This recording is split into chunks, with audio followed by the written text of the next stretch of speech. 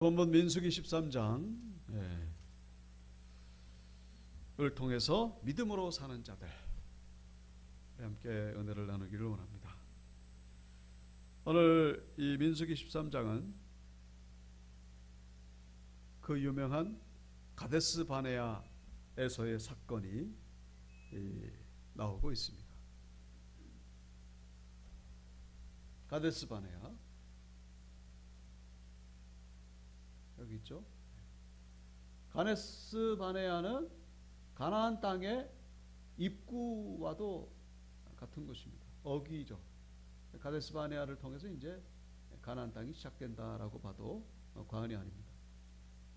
그동안 이스라엘 백성들은 여기 람셋 고센 땅에서 출발해 가지고 여기 이제 시내산에 도착했다가 여기 10개월 있었죠. 그래서 총 여기서 출발해 가지고 지금 오늘 본문의 배경은 여기 가데스 바네아입니다. 여기까지 오는데 한 14개월 정도 걸렸습니다. 이렇게 해가지고 가데스 바네아에 이제 도착한 것이죠. 그래서 이제 가나안 땅에 이제 들어가기 전에 오늘 본문에 우리가 읽었습니다만은 이제 가나안 땅을 정탐하기 위해서 그냥 들어간 것이 아니라 정탐꾼을 먼저 보내게 됩니다. 그래서 그 몇 명을 보내냐면은 12명을 보내죠. 그 12명을 어떻게 뽑았습니까? 각 지파의 지도자. 각 지파의 지도자. 그래가지고 루벤 지파에서는 여기 삼무아라는 사람 4절에 나오죠. 5절에 시몬 지파에서는 사밧이라는 사람. 그래가지고 이제 저기 15절에 갓 지파까지 12지파 한 지파에 한 사람씩 지도자가 나오게 되는데 그래서 12사람을 가게 되죠. 여기 우리가 아는 이름이 있죠. 누굽니까? 예? 아는 사람 두 사람이 나옵니다. 6절에 보면은 유다 지파에서 갈렙이 나오고 그리고 8절에 보면은 호세아가 이제 여호수아죠. 호세아 플러스 여호와.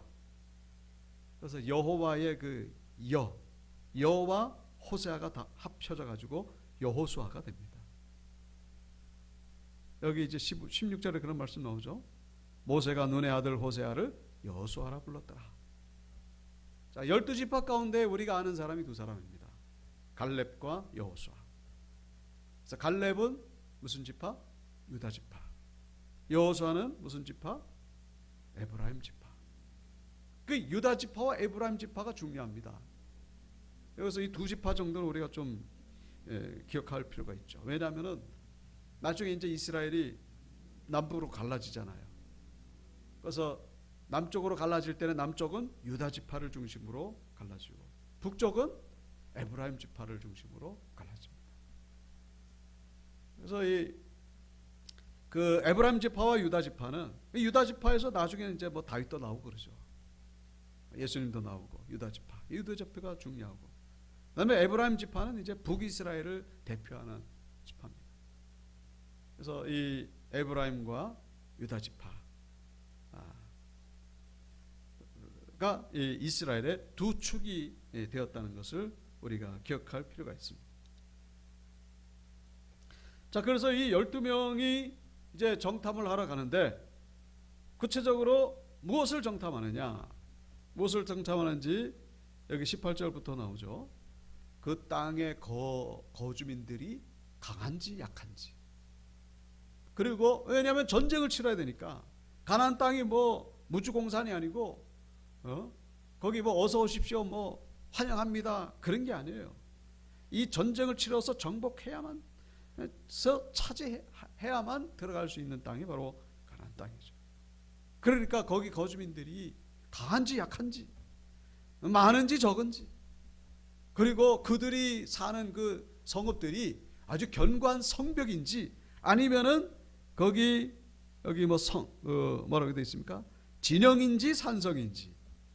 진영이라고 하는 것은 그냥 그 유목민들이 사는 그 뭡니까? 베두인 족속들처럼 그냥 천막치고 사는 그냥 그렇게 사는지 아니면 정말로 이 전투태세를 갖춘 그런 산성인지, 그리고 또 이 땅이 비옥한지 비옥하지 않은지, 뭐 이런 거를 이제 정탐하기 위해서 이제 12명이 올라갑니다. 그래서 여기 가데스 바네아에서 출발해 가지고 여기를 이제 다 정탐하고 돌아오죠. 며칠 걸렸다고요? 며칠 동안? 정탐하는데 40일 동안 40일 동안 정탐하고 돌아왔다 라고 하는 내용이 오늘 그 13장에 나오고 있습니다.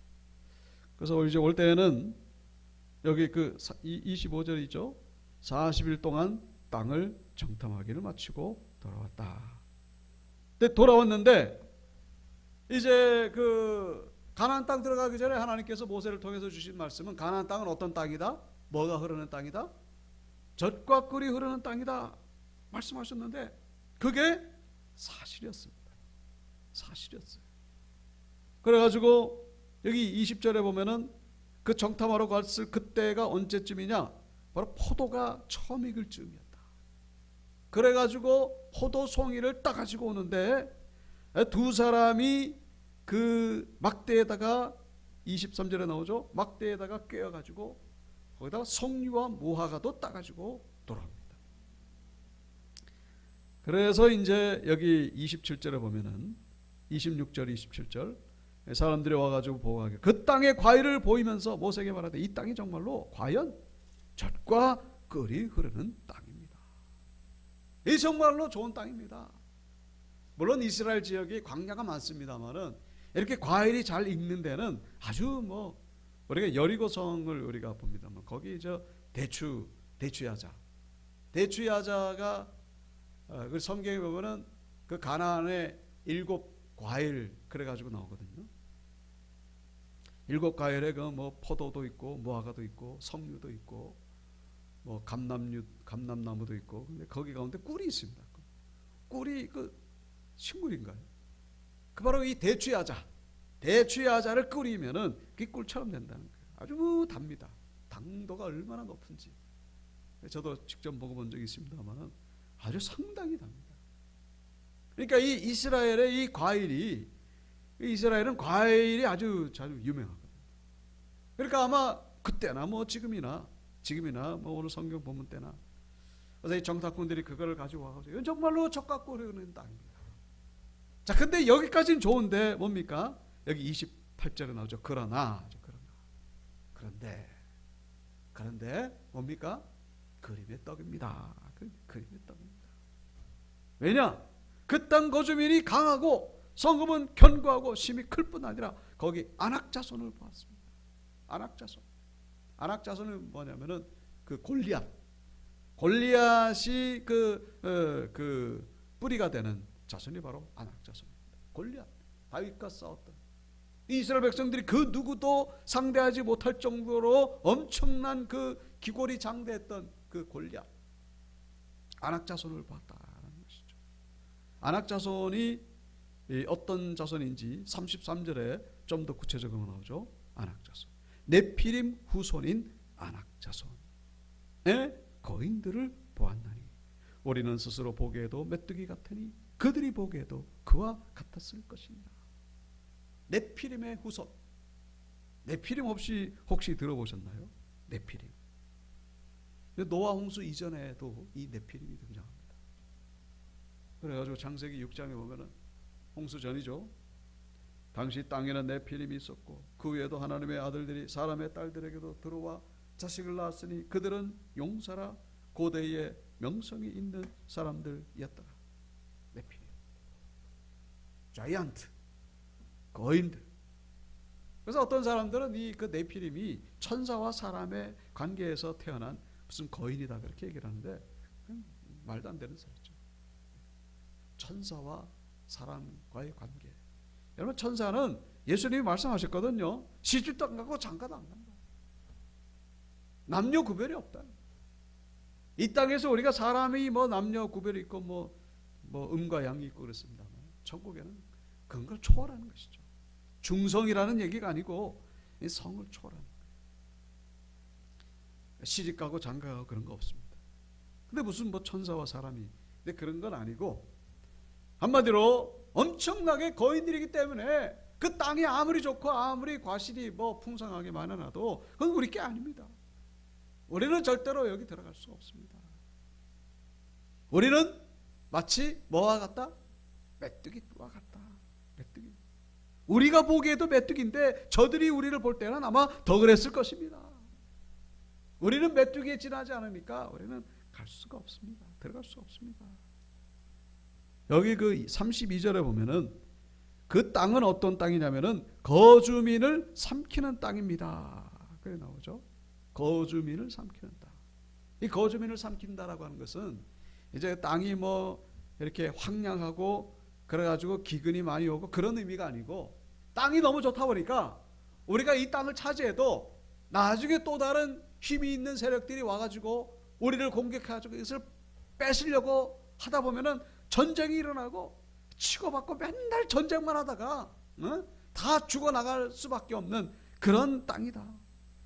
그걸 차지할 생각은 안 하고 이제 그 뒤에 것까지 다 생각하는 거예요. 그러면서 그 땅은 도저히 사람이 살 수 있는 땅이 아니다. 지금 처음에는 뭐 좋아 보인다고 해도 그 탐내는 사람들이 워낙 많기 때문에 이거 살 수가 없다. 그러면서 아주 부정적으로 이렇게 보고를 하는 그런 모습을 보게 됩니다.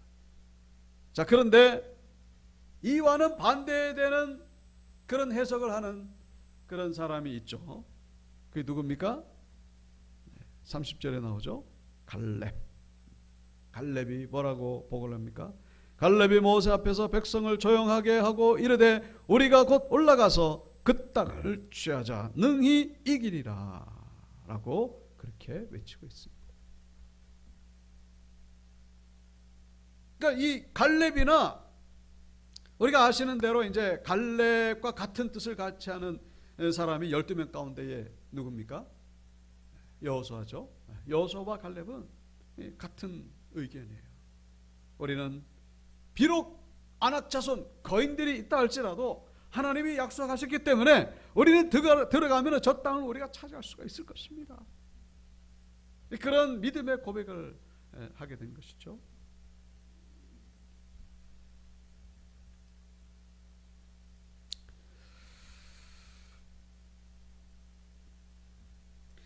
자, 그런데 이제 이 갈렙과 여호수아 이 12명 가운데 이 2명밖에 이렇게 긍정적인 해석을 하는 사람이 없었음을 보여주고 있죠. 믿음의 고백을 하는 사람이 12명 가운데 2명밖에 없었다라는 것입니다. 나머지는 10명. 10명이 다 뭐예요? 부정적인 고백이었다는 것이죠. 10명은 우리는 못 들어갑니다. 저 땅이 아무리 좋아도 저기는 거인들이 살고 아주 그냥 견고하게 지키고 있기 때문에 뺏을 수가 없다. 뺐더라도 나중에 또 뺏길 것입니다. 이러면서 우리는 메뚜기에 지나지 않는다. 그러면서 들어갈 수 없다라고 그렇게 부정적으로 고백을 하는 것이죠. 자, 이 가데스 바네아 사건이 유명한 이유가 바로 여기 있는 것입니다. 바로 이 10명의 부정적인 보고로 인해 가지고 하나님께서 진노하셔가지고 그래서 가데스 바네아에서 결국 뒤로 다시 돌아오게 되는 것이죠. 저 뺑글뺑글 도는 게 바로 이제 그것을 의미하는 것입니다. 뺑글뺑글. 여기서부터 광야 생활 40년이 시작됐음을 이제 화살표로 이제 보여주고 있는 것이죠. 가데스 바네아를 기준으로 이제 광야 40년이 시작되었다라는 것을 성경이 보여주고 있는 것입니다. 가데스 바네아에서 바로 들어갈 수도 있었는데 바로 저기서 다시 후퇴를 하게 되었다라는 것을 본문이 보여주고 있는 것이죠. 여기 그 14장에 가보시면은 이 10명의 이 부정적인 보고로 인해 가지고 이 백성들이 막 소리를 높여 부르짖고 통곡을 합니다. 통곡을 하면서 뭐라고 지금 원망을 합니까? 2절에 보면은 이 광야에서 애굽 땅에서 죽었거나 광야에서 죽었으면 좋았을 것을 여기까지 와가지고 지금 우리가 거인들의 밥이 되다니 그러면서 차라리 애굽으로 돌아가는 것이 낫지 않겠냐. 애굽으로 돌아가는 3절에 나오죠. 애굽으로 돌아가는 것이 낫지 않겠냐. 그러면서 우리가 한 지휘관을 세우고 저 모세 필요 없고 한 지휘관을 세우고 애굽으로 돌아가자. 자, 그랬을 때에 6절에 보시면은 이제 이 갈렙과 여호수아가 다시 한번 옷을 찢으면서 지금 당신들 제정신이냐? 당신들 지금 도대체 뭘 하고 있는 거냐? 지금 이러면서 옷을 찢고 7절에 나오죠. 이스라엘 자손의 온 회중에게 말하되 우리가 두루 다니며 정탐한 땅은 심히 아름다운 땅이라. 중요한 것은 8절이죠. 하나님께서 우리를 기뻐하시면 우리를 그 땅으로 인도하여 들으시고 그 땅을 우리에게 주실 것이다. 이는 과연 젖과 꿀이 흐르는 땅이다. 다만 하나님을 거역하지 말라. 그 땅 백성을 두려워하지 말라. 그리고 그 다음에 뭐라고 고백합니까? 그들은 우리의 먹이라. 이전 성경에는 밥이라고 그렇게 나옵니다. 저들은 우리의 밥이다. 이 10명은 뭐라고 해요? 우리가 저들의 메뚜기다 그러는데 여호수아와 갈렙은 저들이 우리의 밥이다 라고 그렇게 완전히 그냥 참 극과 극을 이루는 상반되는 그런 해석을 하는 것을 보여주고 있습니다. 근데 10절에 보면은 이 회중들의 반응입니다. 이 회중들이 여호수아와 갈렙의 이야기를 듣고서 감동을 받은 것이 아니라 도리어 돌로 치려고 합니다. 온 회중이 그들을 돌려 치려고 할 때에 하나님께서 나타나셔서 이것을 막아주시죠. 그래서 하나님께서 진노하셔가지고 내가 너희들에게 약속한 땅인데 너희들이 어쩌자고 못 들어간다고 그렇게 의심하고 원망하고 불평하느냐. 그래서 하나님께서 진노하셔서 결국 여기서 이제 뒤로 돌아가게 된 것을 성경은 우리에게 보여주고 있습니다. 가데스 바네아, 이 이스라엘 백성들에게 있어가지고는 기억하고 싶지 않은 장소죠. 가데스 바네아에서의 그 불신앙 때문에 40년이라는 세월을 허송세월하게 되었음을, 뭐 다른 의미로 보면은 다 필요한 시간이었겠죠. 그러나 이 40년 그 불신앙만 아니었으면 바로 가나안 땅으로 들어갔을 텐데 40년을 지체했으니 40년이 이게 뭐 말이 40년이죠. 근데 우리가 여기서 오늘 본문을 이해하는 데 있어 가지고 한 가지 이해하셔야 될 부분이 있는데, 그것이 뭐냐면은 오늘 정탐꾼을 보낼 때에 하나님이 모세를 통하여 보낸 것처럼 그렇게 이해할 수가 있겠습니다만 사실은 그렇지가 않다는 것입니다. 하나님이 보내신 것이 아니라 이 사람들이, 이스라엘 백성들이, 하나님은 원래 자 가데스 바네에 왔다, 이제 너희들 들어가라 그랬는데 이 백성들이 안 들어가는 거예요. 하나님이 모세를 통하여 들어가라 그랬는데 안 들어가는 겁니다. 왜 안 들어가는 거예요? 쭈삣쭈삣하는 거죠. 멈칫멈칫하는 겁니다. 괜히 들어갔다가 죽을까 봐, 괜히 들어갔다가 뭔 일을 당할까 봐 이 겁이 나가지고 못 들어가는 거예요. 그래서 정탐꾼을 보내겠다고 주장하는 바람에 그래서 하나님이 어쩔 수 없이 정탐꾼을 허락하셨다라는 사실, 그 내용이 신명기에 나옵니다. 신명기 1장 20절부터 보면은, 여러분 그 신명기는 뭡니까? 언제 쓰여졌죠? 광야 40년 끝나고 나서, 광야 40년 끝나고 나서 이제 과거를 회고하면서 모세가 이스라엘 백성들에게 전하는 메시지가 신명기죠. 그래서 신명기 거기서 모세가 뭐라고 해요? 과거에 무슨 일이 있었냐? 내가 너희에게 이르기를 우리 하나님 여호와께서 우리에게 주신 아모리 족속의 산지에 너희가 이르렀나니, 그때 가데스 바네에 이르렀을 때 너희 하나님 여호와께서 이 땅을 너희 앞에 두셨은즉 너희 조상의 하나님 여호와께서 너희에게 이르신 대로 올라가서 차지하라, 두려워하지 말라, 주저하지 말라 했는데, 그런데 22절 어떻게 됐다고요? 너희가 내 앞으로 나와 말하기를 우리가 사람을 우리보다 먼저 보내어, 정탐꾼을 보내가지고 우리를 위하여 그 땅을 정탐하고 어느 길로 올라가야 할 것과 어느 성읍으로 들어가야 할 것을 우리에게 알리게 하자 하기에, 하나님 말씀대로 들어갈 것이 아니라 좀 생각 좀 해보자고, 이게 지금 이게 들어갈 수 있는 땅인지 아닌지 좀 천천히 좀 생각 좀 해보자, 이제 뭐 그런 얘기죠. 하나님 말씀 못 믿겠다는 거죠. 여기까지 광야에 왔는데 저 가나안 땅이 어떤 땅인지 우리가 어떻게 알고서 우리가 들어가겠냐? 정탐꾼을 보내자. 그러니까 이 모세도 이제 귀가 얇은 건지 몰라도 그 말이 좋게 들려가지고 모세도 사람인지라. 모세도 사람인지라. 그래가지고 23절 내가 그 말을 좋게 여겨 너희 중 각 지파에서 한 사람씩 12를 택해가지고 보냈다라고 하는 것이 사건의 본날이다라는 것을 우리가 이해하셔야 된다는 것이죠. 오늘 민수기 13장에 나오는 내용은 이 결과에 대해서 어떻게 해서 광야 40년을 시작하게 되었는지 거기에 중점을 둔 것이고, 그 신명기에 와가지고 이제 그 사건이 어떻게 해서 일어났는지를 우리에게 보여주고 있는 것이죠. 그러니까 정탐꾼 보낸 것은 하나님의 뜻이 아니에요. 모세의 뜻도 아닙니다. 이 백성들의 불신앙의 이 결과였다라는 사실. 하나님은 뭡니까?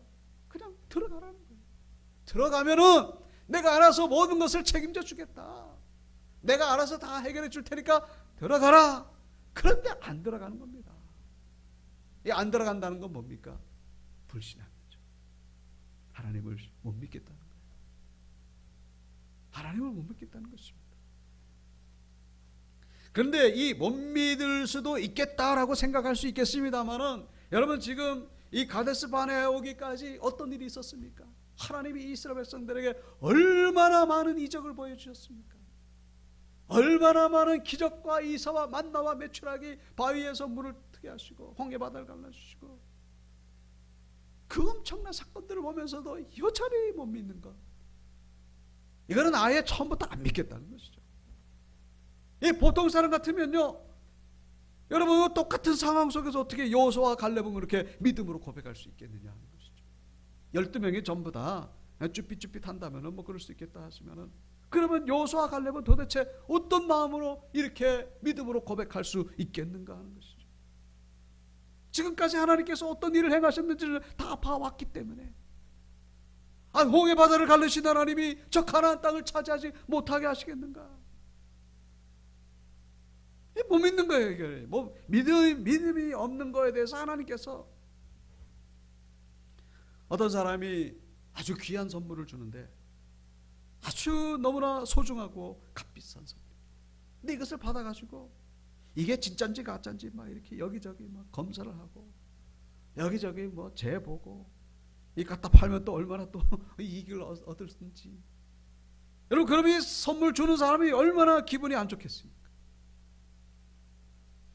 갑자기 뜬금없이 나타나가지고 선물을 준 것이 아니라, 이 오랜 관계 속에서 신뢰를 줄 만한 일들을 많이 해온 사람이 귀한 선물을 주는데, 그걸 가지고 이리 재보고 저리 재보고, 이게 뭐 나한테 무슨 뭐, 결국에는 그걸 거절하는 거예요.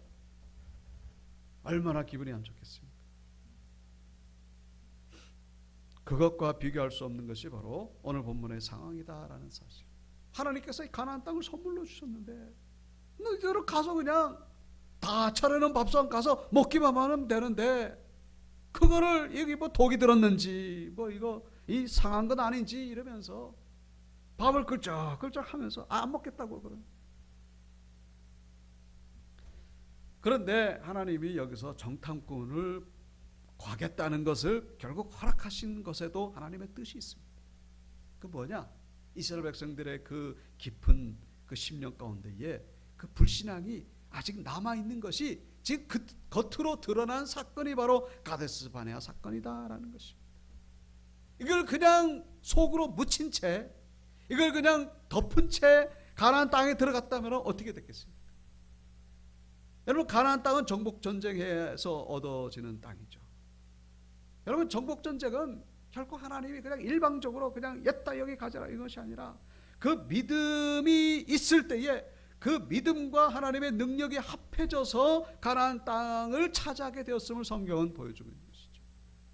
하나님의 능력으로만 하는 것이 아니라 여호수아와 그 여호수아를 따르는 모든 그 백성들의 순종이죠. 순종. 여러분, 여리고성 전쟁이 그래서 무너졌잖아요. 여리고성 전쟁이 하나님의 능력으로만 무너진 것이 아니라, 그냥 하루에 한 바퀴씩 돌아라, 7일째는 7바퀴 돌아라, 그거 순종한 거예요. 그 말도 안 되는 건데, 여러분 그 전쟁하면서 그러고 있는 사람 보면 그 우습죠. 그게 뭐 하는 겁니까? 근데 그걸 순종한 거예요. 순종, 믿음, 신뢰, 이 신뢰와 하나님의 능력이 합해져서 가나안 땅이 주어졌다는 것을 성경 보여주고 있죠. 그런데 오늘 본문에 지금 이렇게 불평하고 원망하고 불신하는 이 백성들이 들어가 가지고 이 여리고성 전쟁 그렇게 도르라면 돌았겠는가 하는 것이죠. 여리고성 전쟁 시작도 하기도 전에 아마 그냥 쫓겨다니고 도망다니기 아마 바빴을 겁니다. 그러니까 이 가데스 바네아는 어떻게 보면 꼭 필요한 것이죠. 속아내는 거예요. 불신자들 속아내고 거기서 들어갈 자들만. 그래서 그 14장 그 쭉 나오는 내용을 보시면은 우리가 한 번쯤 들어보셨겠습니다만은, 그래서 출애굽한 이 이스라엘 백성들 가운데 가나안 땅에 들어가는 백성들이 누구냐? 그 20세 이상, 출애굽할 때 20세 이상은요 광야에서 다 죽어요. 출애굽할 때 20세 이상은 광야에서 다 죽습니다. 오늘 본문에 나오는 이런 사람들. 그건 20세 미만, 출애굽할 때 20세 미만하고 그 다음에 광야에서 태어난 사람들. 그리고 또 플러스 2명 누굽니까? 여호수아와 갈렙. 20세 이상인데 가나안 땅 들어간 사람 딱 2사람이에요. 여호수아와 갈렙. 갈렙 같은 경우는 이때 나이가 80이 넘나 그래요. 그런데 이 두 분은 믿음의 고백을 했기 때문에, 그리고 갈렙의 이 무용담 그 표현이 좀 그렇습니다만 나중에 또 나오죠. 대단한 사람입니다, 갈렙. 여호수아는 뭐 모세의 후계자로서 유명합니다만 어떻게 보면 여호수아보다 더 참 존경할 만한 인물이 바로 갈렙이 아니었을까. 그 믿음의 사람이죠. 오늘 말씀의 제목이 바로 믿음으로 사는 자들. 믿음으로 사는 자들. 오늘 말씀은 바로 우리에게 이 여호수아와 갈렙의 믿음을 본받을 것을 우리에게 요구하고 있다는 것입니다. 우리는 늘 가데스 바네아에 서 있는 거예요.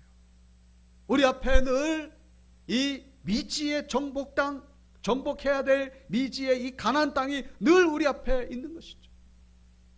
그런데 우리가 믿음으로 나아갈 때 그것은 우리의 차지가 되지만 믿음으로 나아가지 않을 때에는 결국에는 있는 것도 뺏기게 된다. 광야에서 다 죽는 거예요. 들어가지도 못할 뿐만 아니라 광야에서 다 죽는 겁니다.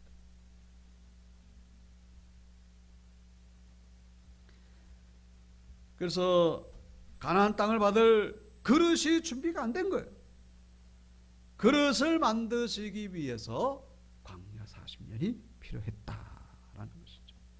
그러니까 정탐 40일, 하루를 1년 쳐가지고. 그래서 이제 40년을 이제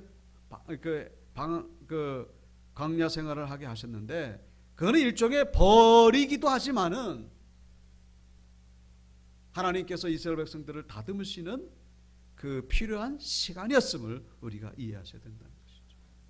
40년이라는 시간으로 인해서 들어갈 그릇으로 준비가 되었다라는 사실.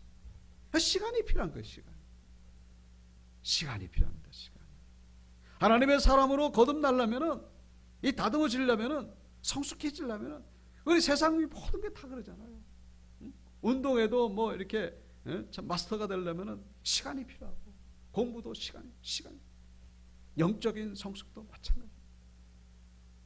하나님의 사람으로 변화되려면 시간이 필요합니다. 시간. 다윗도 그랬고, 모세도 그랬고, 아브라함도 그랬고, 이 성경에 나오는 인물들 모두가 다 이 기다림의 시간 속에서 하나님의 사람으로 변화되어져 갔음을 우리에게 말씀해 주고 있는 것이죠. 그런데 어떻게 보면은 여호수아와 갈렙은 조금 억울한 면도 있죠. 여호수아와 갈렙은 그냥 들어갈 수 있는데, 사실은 어떻게 보면은 이들은 십자가를 졌다라고도 볼 수 있겠죠. 40년 필요 없어요. 사실은 여호수아와 갈렙은 그냥 들어가도 됩니다. 믿음으로 고백했으니까. 그런데 여호수아와 갈렙이 이 백성들을 끌고 다녀야 되는 그 십자가의 의미로 광야 생활을 했던 것으로 우리가 해석할 수가 있는 것이죠.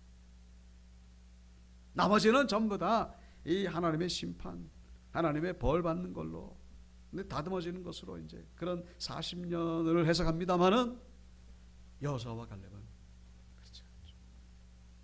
또 그랬기 때문에 가나안 땅에 들어가 가지고 하나님 앞에서 받은 은혜와 축복이 더 크다는 것을 성경은 보여주고 있습니다. 40년 동안 그렇게 백성들을 섬겼기 때문에 여호수아는 모세의 뒤를 이어서 후계자가 된 것이고, 갈렙이 그 유다 지파라 그랬죠. 갈렙이 뭐라 그럽니까? 저 산지를 내게 주시옵소서. 우리가 부르는 찬송이죠. 이 산지를 내게 주소서. 그 산지가 뭐냐면은 거인들이 사는 땅이에요. 모든 사람들이 다 기피하고 싶은 그런 땅인데, 이 갈렙이 저 땅을 내게 주시옵소서. 저 땅을 내가 차지할 것입니다. 그래가지고 그 거인들과 싸워서 결국에는 그 땅을 정복해가지고, 그 영광이죠. 가만히 앉아가지고 하늘에서 떨어지는 거 받는 거, 그것만 축복이라고 생각하는데, 우리는 그런 생각을 좀 내려놔야 됩니다.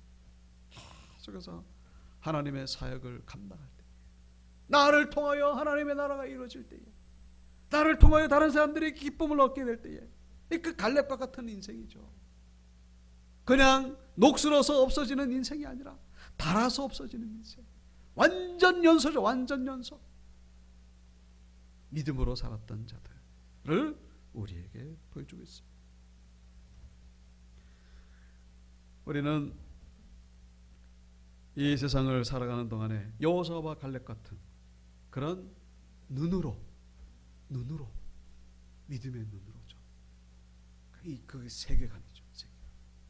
믿음으로 우리는 이 세상을 바라보시고, 우리 삶 가운데에 다가오는 모든 일들을 믿음으로 해석하는 믿음의 사람이 되어야 될 것을 성경은 말씀해 주고 있습니다.